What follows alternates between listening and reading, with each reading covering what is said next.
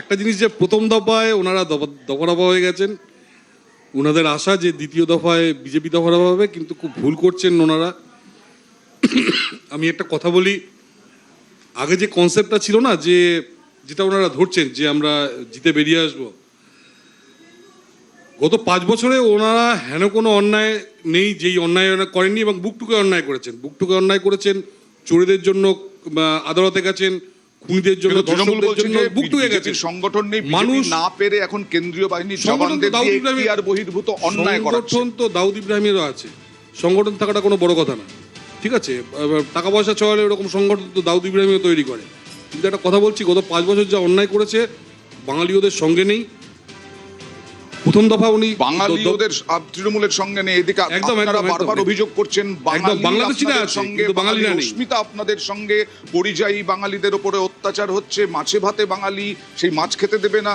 তাহলে দেখুন, সেই রিপোর্টগুলো তো আপনাদের সংবাদ মাধ্যমে দেখানো হয়েছে। কিন্তু একটা কথা আমি বলি, সুদীপ্ত বাবুরা 2016 থেকে সরকার করছেন। 16তেও ওনারা সরকার গড়েছিলেন, 21এও ওনারা করেছেন আগে, আবার দেখবেন 26-এ ওনারা করছেন। এই হাওয়াটা তুলে দিয়েছে, কারণ গ্রাউন্ডে তো কোনো লোক নেই। ফলে একটা মাহল তৈরি করে দেওয়া, একটা হাওয়া তৈরি করে দেওয়া যে আমরা আসছি করে, যদি যে কটা ওই জামানত বাজেয়াপ্ত হওয়ার থেকে একটু ঊর্ধ্বে যে কটা ভোট দরকার, এই হাওয়া তো 2021 থেকে 2026-এ কি বিরাট সংগঠন হয়ে গেল যে বিজেপি একেবারে আসবে, 175 পেয়ে যাবে, এরকম দাবি 177 পেয়ে যাবে। উনি তো আমাদের দুটো ভোটের কথা দেখাচ্ছেন। তো মমতা ব্যানার্জি 91 হেরেছেন, 96 হেরেছেন, 98 হেরেছেন, 99 হেরেছেন, 2001 হেরেছেন, 2004 হেরেছেন, 2006 ভীষণভাবে হেরেছেন, 2008 হেরেছেন, 9তে তারপর গিয়ে জিতেছেন।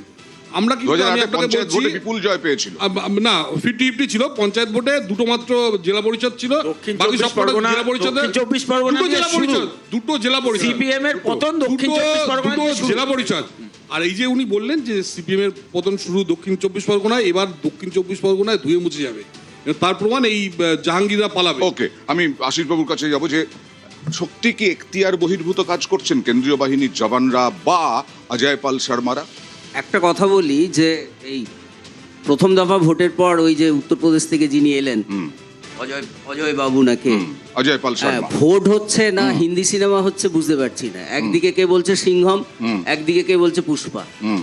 এটা পুরো সিনেমা হচ্ছে, এটা সিনেমাই হচ্ছে, এটা ভোট হচ্ছে। কৌশিক বাবু আরেকটা সিনেমার নাম বললেন। তো আমার যেটা বক্তব্য সেটা হচ্ছে যে এই যেটা আইনত অধিকার নয়, সেই অধিকারের বাইরে গিয়ে কাজ করাটা কারুরই উচিত।